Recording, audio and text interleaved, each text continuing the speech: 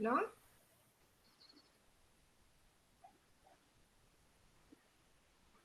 Bueno, primero que nada les quiero contar que el primer TP suele ser como angustiante, porque uno todavía no engancha la modalidad con la cual trabaja la facultad. Así que no se preocupen que de eso se trata, de empezar a sacarle la ficha a esas preguntas. Y por eso vamos a hacer esta corrección del primer TP evaluatorio.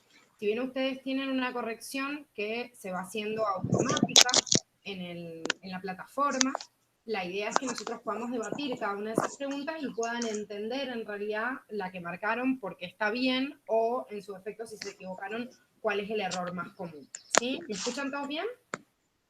Sí. Bien, perfecto. Bueno, ¿qué les recomiendo? Este TP evaluatorio está disponible de acá en adelante.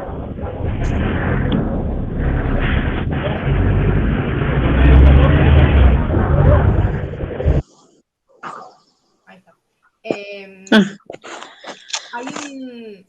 Hay un formato en el TP evaluatorio en el cual ustedes no solo comprueban cada una de las preguntas una a una, sino que además de eso, este TP queda habilitado a lo largo de todo el año.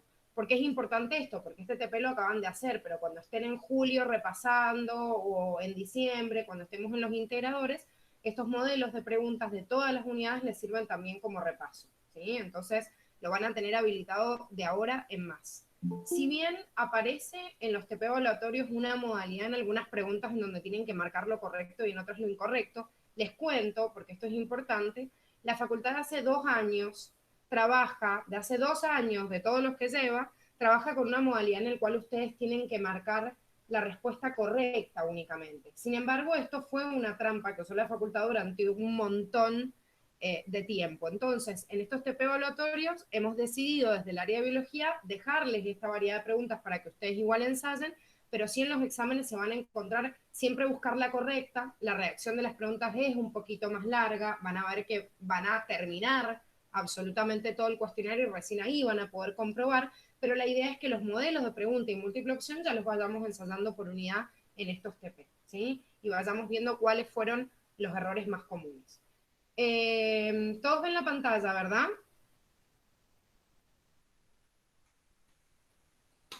¿Sí? Sí, profe.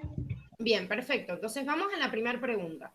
La primera pregunta les dice, la vida en la Tierra comenzó con. Y cuando me dice con qué comenzó, quiere decir que me está hablando de los primeros organismos, desde Luca hasta los primeros que evolucionaron. Esto nosotros lo vimos a lo largo de la historia de la Tierra y vimos que desde este Luca aparecen los primeros organismos. ¿Marcaron esta acá? ¿Se confundieron? Yo me confundí porque pensaba que eran autótrofos, no lo que había leído. Yo pensé que era autótrofas en vez de heterótrofas, o sea, marqué igual anaerobias, pero pensé que era autótrofas. Yo también me confundí en lo mismo. Yo igual también. Bien, saben que siempre en las preguntas de la Facu aparecen 4 opciones, pero hay muchísimas veces en donde uno está entre 2 siempre. Entre 2 opciones y cuando marca una seguro que es la otra. Esto lo vamos a ir puliendo porque tiene ese detallito o ese error. Bueno, a ver, ¿qué es lo que tenemos que tomar en cuenta acá? Es obvio que eran anaerobias y vimos que en el planeta obviamente existía en ese momento ausencia de oxígeno. Ahora, habíamos dicho que la ausencia del oxígeno era porque no existían ¿qué? Y otros, No existían otros seres vivos. No, elementos orgánicos no era, no existían entonces. Los elementos orgánicos. Alice, te acopla mucho el micrófono. No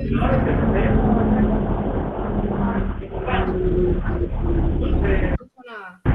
Estoy en el colectivo, profe. Ay, ahí se silenció.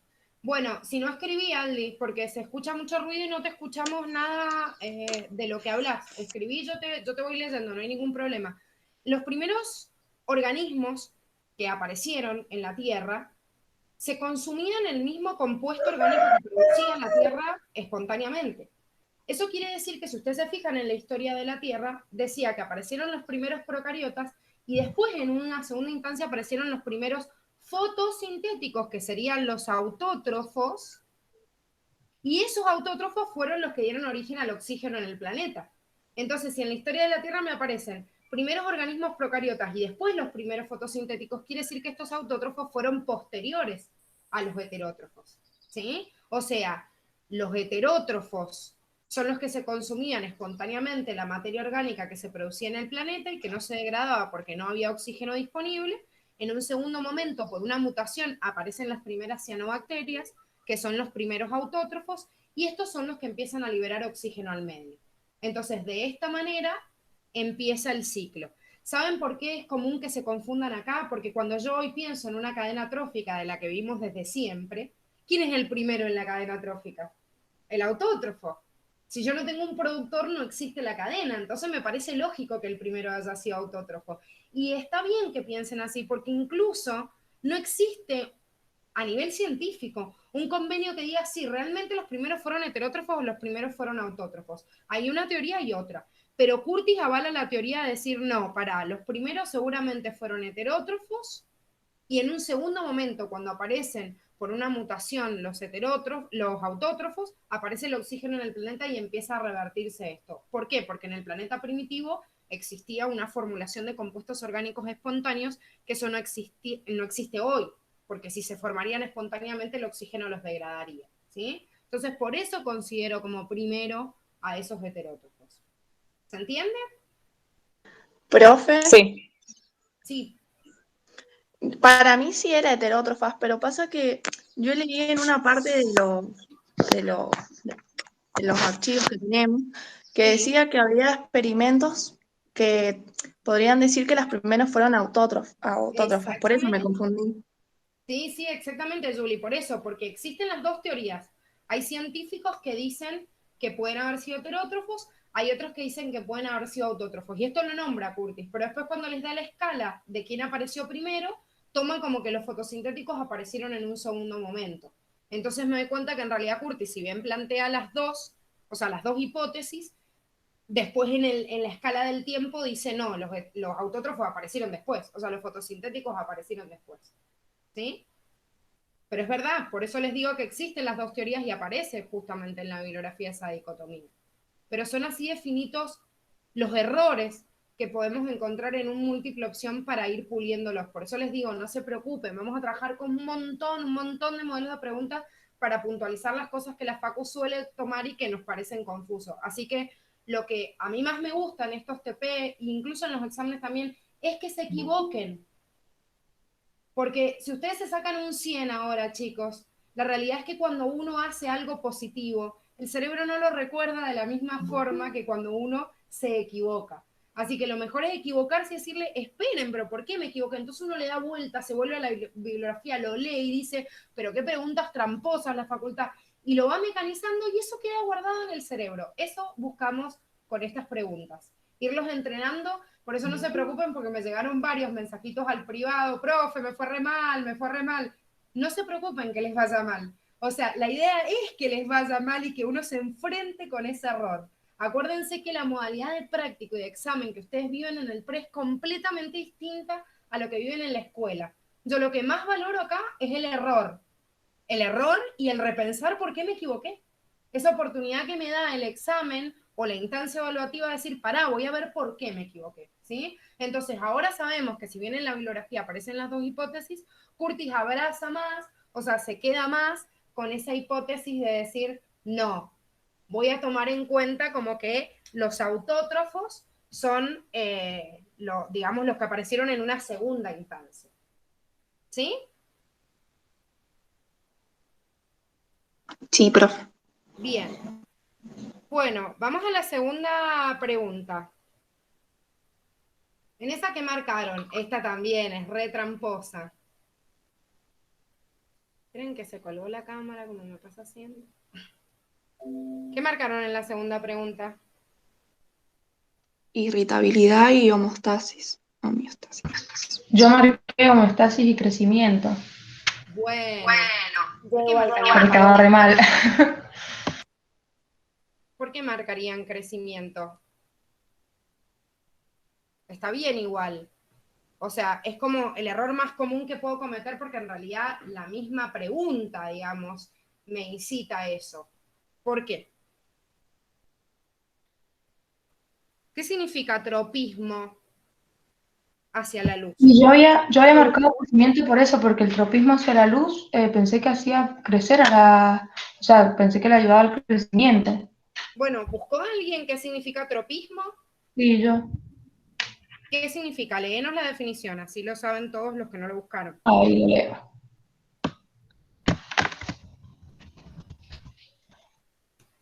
Tendencia de un organismo a reaccionar de una manera definida a los estímulos exteriores, especialmente las que experimentan en su crecimiento los órganos vegetales. Perfecto. Entonces yo por eso me confundí, porque dije, bueno, está con el crecimiento del locales y bueno. Totalmente. Si vos lees toda la definición, incluso hasta aparece la palabra crecimiento, pero lo primero que te define el tropismo, ¿qué dice? Tendencia de un organismo a reaccionar de una manera definida. O sea, Bien. como que siempre ¿Y igual. cómo se definía la irritabilidad? Y como que siempre a cualquier, ¿cómo es que se llamaba? A cualquier estímulo iba a reaccionar de definida forma, o sea, siempre igual. Pero bueno. Perfecto.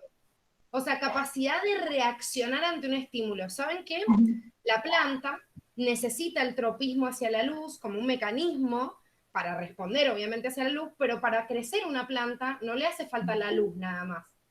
Voy a necesitar luz, voy a necesitar dióxido de carbono en el ambiente, voy a necesitar agua, un montón de otros elementos. Entonces, el tropismo hacia la luz es una respuesta, o sea, dentro de la irritabilidad, que forma parte del crecimiento, pero es una respuesta justamente a un estímulo, ¿sí?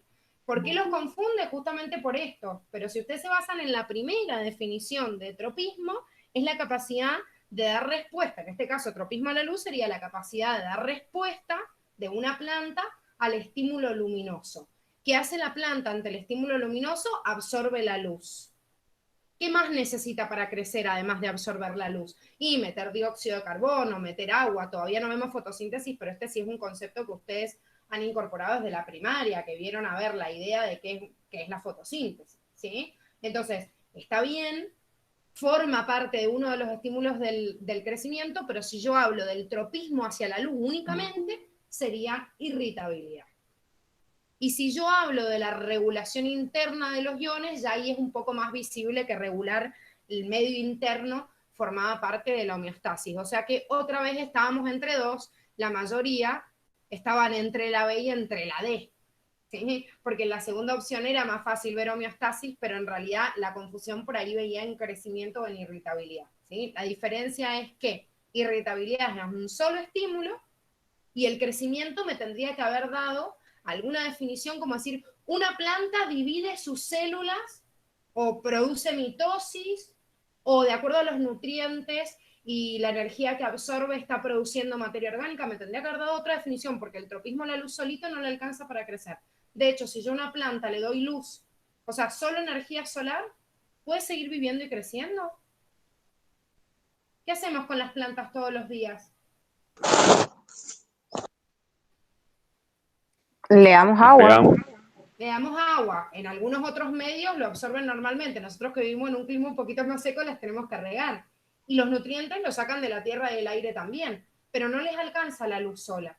De hecho, con la luz sola se mueren. Por eso si yo corto una planta, le corto la posibilidad de absorber los nutrientes de la raíz, solo con la luz no hace nada.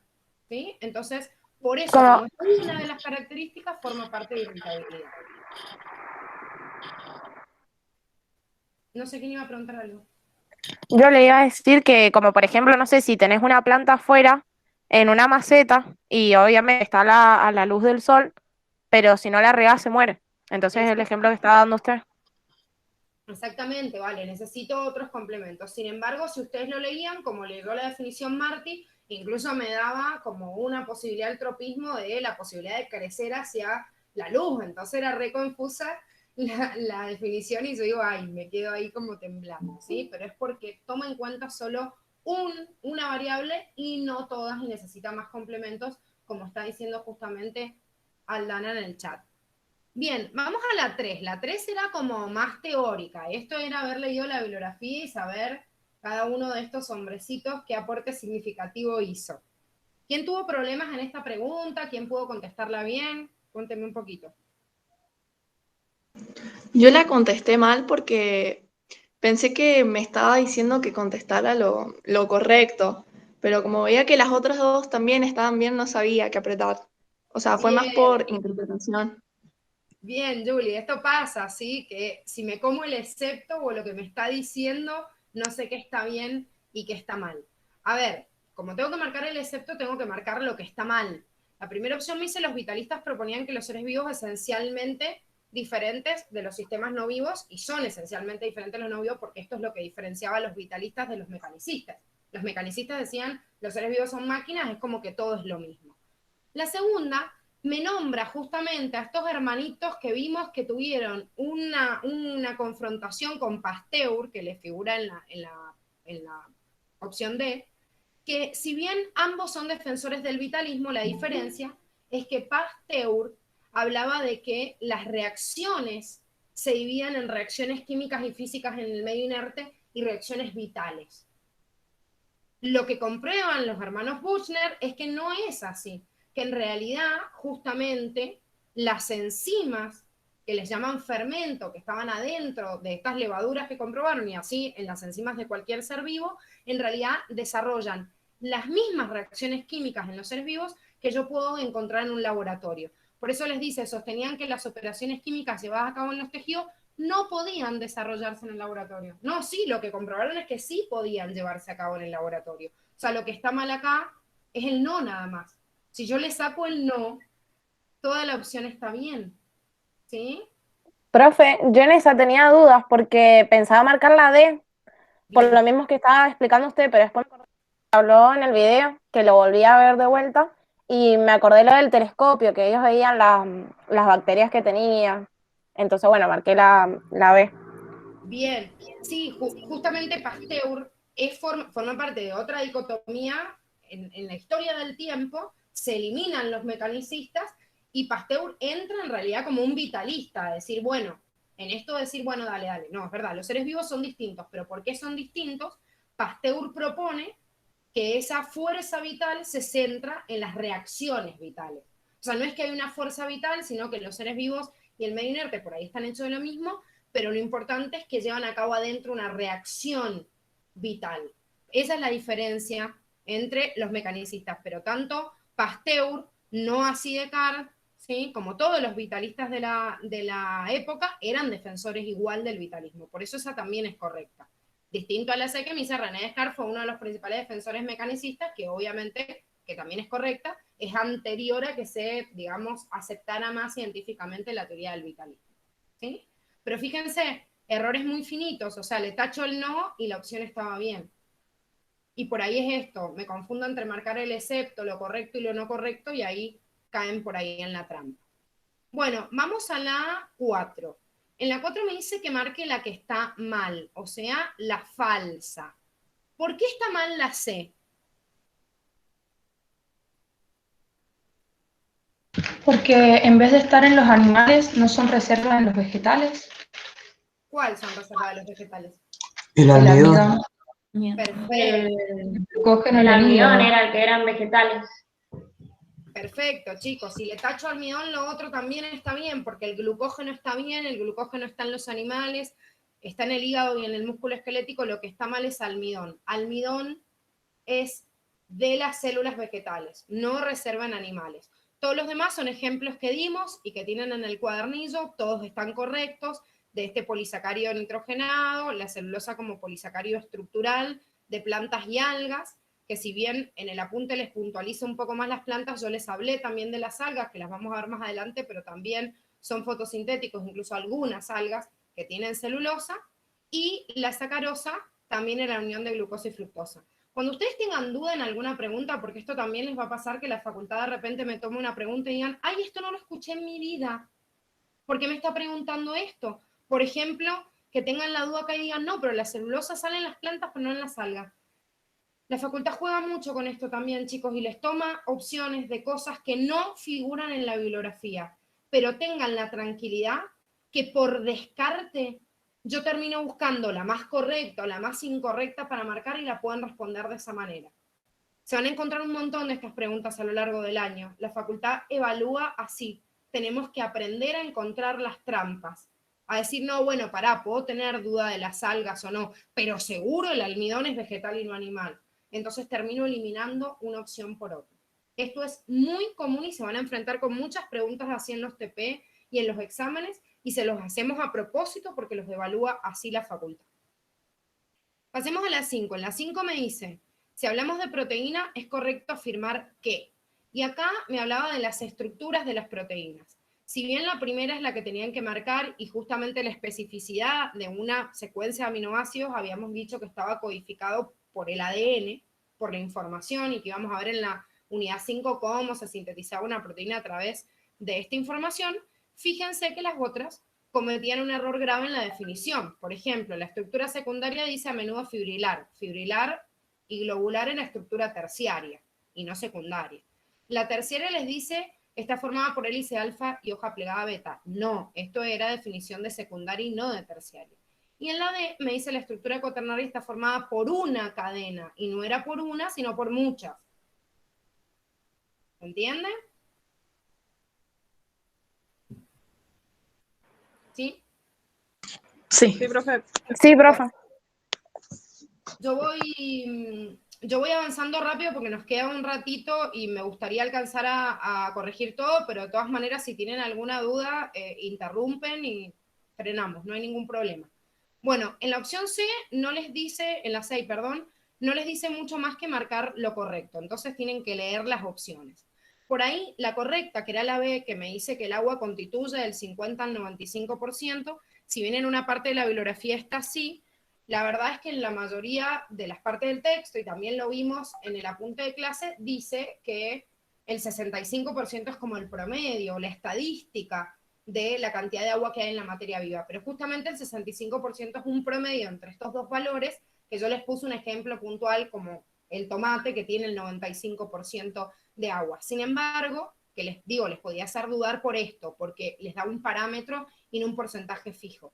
Pero fíjense que los otros tienen errores, volvemos a lo mismo, muy grandes. El primero me habla de que los elementos primarios ocupan el 50% y no, ocupan el 98%, hay una diferencia abismal. El sodio no es un oligoelemento, sino un elemento secundario, y después como elementos secundarios les nombra algunos que sí lo son, pero el zinc, por ejemplo, el yodo, son oligoelementos y no elementos secundarios, ¿sí? Entonces, de acuerdo a la clasificación de Curtis, también de forma teórica los otros estaban mal. La pregunta 7 les dice cuáles son las biomoléculas que se sintetizan a través de unidades de monómeros. Los monómeros habíamos dicho que eran la unidad más chiquitita de un tipo de molécula orgánica específica. O sea que entre todas las opciones tengo que decir cuáles están formadas por el mismo tipo de monómero. Fíjense, almidón es un azúcar, triglicérido un lípido, proteína una proteína, todos distintos. Glucógeno, azúcar, ácidos grasos, tipo de lípido, proteína, todo distinto. Quitina, un polisacario, proteína y bases nitrogenadas, ácidos nucleicos, todo distinto. El único que coincidía en la estructura monomérica es la celulosa, un polisacario estructural, glucógeno, un polisacario de reserva, almidón, también un polisacario de reserva, y todos enzimas sintetizados por el mismo monómero que vimos ayer, que era la glucosa. Vamos al 8. En el 8 me da una introducción, pero me da una frase en donde me dice en donde yo auno todas estas características de acuerdo a los niveles de organización. Me dicen los lagos, me nombro un lugar, un territorio, yo me imagino un lago, hay tierra, hay agüita, hay aire que lo rodea. Me habla de la disponibilidad de elementos minerales, o sea, también de un recurso abiótico, que es el factor limitante de la productividad. No me habla de ningún ser vivo, pero si me dice que es el factor limitante de la productividad, los únicos que producen son los seres vivos. Entonces, ¿en qué nivel de organización yo tengo un conjunto de componentes bióticos y abióticos? ¿En cuál? En el ecosistema. Solo en el ecosistema. El individuo no llega a este máximo nivel, porque ya me está nombrando un lago, un mineral, no puede ser un individuo, incluso me está formando medio inerte. La población son solo seres vivos, no me tendría que estar nombrando absolutamente nada de inerte. La comunidad pasa lo mismo, la comunidad es el conjunto de todas las poblaciones, o sea, todos los seres vivos, no me podría hablar del medio inerte. O sea que el único nivel que podría abarcar toda la frase es el ecosistema, ¿sí? Dice, ¿a qué nivel de organización ecológica corresponde? Que abarque todo, o sea, no puedo tomar en cuenta solo una parte y la otra no. La pregunta 9 me dice, ¿qué es lo incorrecto? Acá volvemos a lo mismo.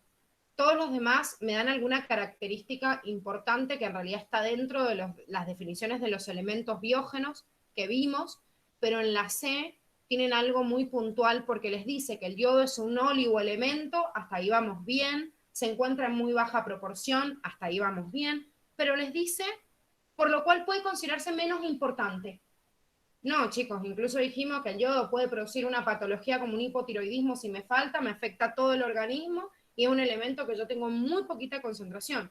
Aunque esté en muy poquita concentración, igual todos son importantes y funcionales, ¿sí? O sea que esto es lo que está mal. No es menos importante porque haya en cantidad menos. La 10 dice, en cuanto a las características de la vida, todo es correcto excepto, ¿sí? Lo que está mal. ¿Por qué está mal la C? ¿Qué es lo que está mal de esa definición?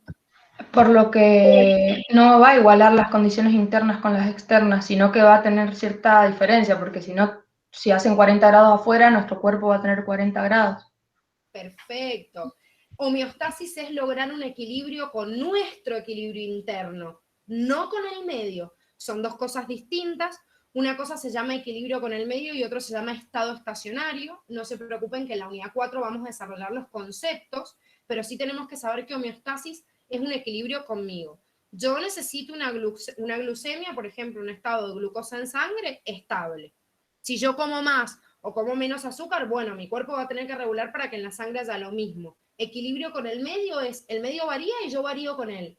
Imposible, no podemos mantener de esta forma la estasis o la estabilidad de ese ser vivo. La 11 era una pregunta para que ustedes releyeran un cuadrito, que yo les dije que leyeran y tuvieran o prestaran atención como un anexo. No les voy a preguntar esto en el examen, pero sí me pareció importante para hacerles leer el cuadrito, meterlo en el TP evaluatorio. ¿Leyeron esta diferencia entre hipertrofia e hiperplasia? Sí. Sí. Bien. En ambas definiciones estamos hablando de crecimiento. La diferencia importante, y por eso tienen que marcar como correcta la B, es que la hipertrofia, cuando crece el tejido, es porque cada célula se hizo más grandota. En cambio, la hiperplasia es el aumento del número de las células. O sea, hay mitosis, división. En la hipertrofia no hay mitosis, no hay división de células. Hay aumento del tamaño. Crece o se ensancha, se agranda. En cambio, la hiperplasia es el aumento en el número por división. Sepan, como les dice en ese cuadrito, que tanto la hipertrofia como la hiperplasia pueden ser patológicas o pueden ser normales, dependiendo del caso. ¿Sí? O sea, hay veces que se producen hipertrofias o hiperplasias normales, como un embrión que está creciendo. Hace primero, por ejemplo, hiperplasia y después empieza a hacer hipertrofia de sus células. En los tejidos pasa lo mismo. Cuando la mujer está ovulando, por ejemplo, hace un proceso de hipertrofia, o sea, de aumento del tamaño de las células, pero en realidad no se están dividiendo porque esa división fue única. ¿Sí? Entonces, hay hipertrofia, hiperplasia funcional y patológica. Como les digo, es un concepto que la facultad supuestamente anuló, no lo van a encontrar en un examen, pero es importante siempre estos anexos que por ahí le den una releída y en los TP les metemos una preguntita como para que dé para debate y les quede resonando en la cabeza por si les llegan a meter el término. Bueno, y la última pregunta les dice los niveles de organización ecológica, de organización ecológica son excepto. Los niveles de organización ecológica eran los que partían desde el individuo, conjunto de individuos, población, conjunto de poblaciones, comunidad, conjunto de la comunidad con el medio abiótico ecosistema y conjunto de la cantidad de los seres vivos más grandes en el planeta, la biosfera. El único que no coincide acá es tejido, porque tejido es un nivel de organización, pero no ecológico, sino biológico, ¿sí? Que se logra en el ser vivo, pero no digamos, en el estudio de todos los ecosistemas. ¿Se entiende? Sí. Bueno, ¿alguna duda?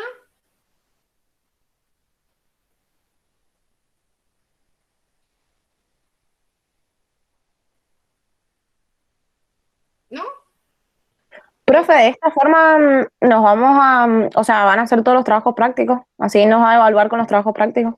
Mira, vamos a ir variando algunas cosas a lo largo del año que les vamos a ir contando, pero en parámetros generales en estas primeras unidades vamos a hacer esto. Los TP los van a hacer en la plataforma, van a tener corrección y los vamos a ir corrigiendo uno a uno. Ok. A Pero veces, son todas así de múltiple opción. sí, los TP evaluatorios sí. Ok. Recuerden, chicos, que tenían ese trabajo práctico al final del cuadernillo, que ustedes Sí. tienen que hacer una autoevaluación, ya está subido en la plataforma. Antes del TP decía corrección de trabajo práctico. Eso lo descargan. Cuando le den clic, le baja un archivo, un PDF, váyanselo guardando en una carpetita. Entonces ustedes corroboran las respuestas de acuerdo a lo que han hecho en ese trabajo de desarrollo. Recuerden que los trabajos a desarrollar son trabajos que no alcanzamos a corregir. Nosotros priorizamos lo más importante y desarrollamos entre todo lo que más conflicto les genera. Sin embargo, chicos, el espacio que ustedes tienen para debatir en las clases está siempre abierto. O sea que si ustedes hacen el trabajo de desarrollar, hacen la autocorrección, pero igual se quedan una duda, lo preguntan. O sea, nunca se queden con dudas. No lo corregimos así entre todos como el TP evaluatorio, pero eso no quiere decir que no me puedan decir, che, Gise, no entendí la pregunta 3 del trabajo de desarrollar. La podemos ver, obviamente, siempre tienen el espacio. Nos organizamos para no perdernos en las unidades, pero nunca se queden con dudas, por favor. ¿Sí? Sí. Bueno, chicos, hemos terminado esta primera semana de trabajo en biología. Como ven, vamos cerrando el bloque de la unidad. La semana que viene vamos a hacer lo mismo con células. Arrancamos el lunes con la segunda unidad, así que les pido, por favor, en el Drive, los que no lo hayan descargado, que descarguen el archivo de célula. Vamos a arrancar de la misma manera. Hay videos que ya están pregrabados que me parecen como importantes en célula, entonces vamos a alternar entre Meet unos videitos que les voy a pasar por el grupo y vamos a ir corrigiendo después también el TP evaluatorio. Entonces, siempre estén atentos al grupo de WhatsApp en el horario y yo les voy indicando cómo vamos a ir trabajando. Sepan que la otra semana, voy a pasar bien el día, pero la otra semana, la semana del 22 de marzo, rinden el examen de estas dos primeras unidades.